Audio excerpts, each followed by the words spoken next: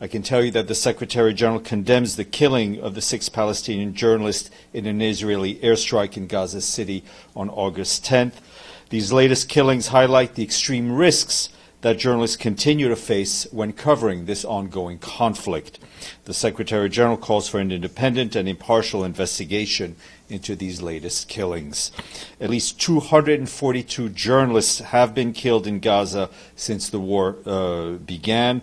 Journalists and media workers must be respected, they must be protected, and they must be allowed to carry out their work freely, free from fear and free from harassment. Accountability tragically takes time, especially in conflict, but accountability needs to happen.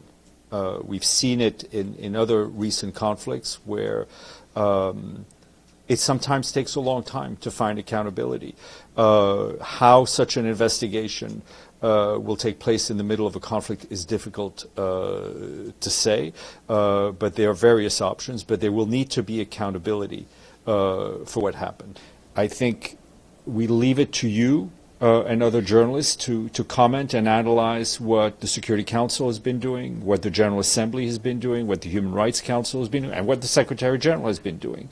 I think the Secretary-General has been very much engaged. The whole UN Secretariat system and the funds and programs and agencies and our colleagues who remain on the ground, our Palestinian colleagues who remain on the ground, our international colleagues who remain on the ground, have been dedicated to trying to help the people of Gaza.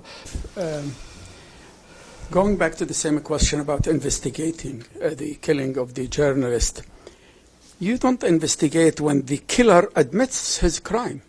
Israel issued a statement saying, we killed him, targeting him, and they accused him of silly, of course, accusation that he's a member of Hamas.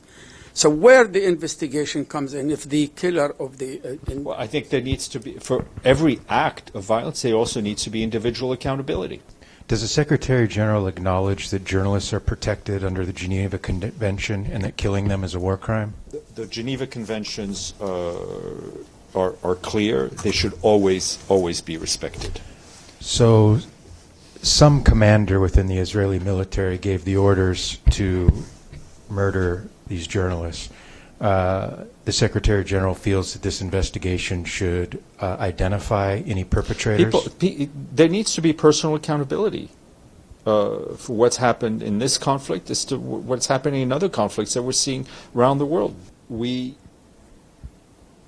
strongly feel that journalists provide an essential service to the world, to policymakers, in order to chronicle what is happening in this conflict and any other conflict. And what we're seeing here in this conflict is a lack of access to journalists, right? Because the Israelis say something, Hamas says something, we say something, and the only way for people to actually know what is going on the ground is for journalists to be able to do their work freely. My question is, why not for the Secretary-General to take the initiative and call maybe 100 journalists or 50 journalists to go in with him and go to Gaza, demand that they go to Gaza, including you, including the people in this room, maybe others who want to join in, and so on, to actually see what is going on the ground. Secretary-General has not been able himself to go to Gaza. Why not? He's not been granted the permission. Okay.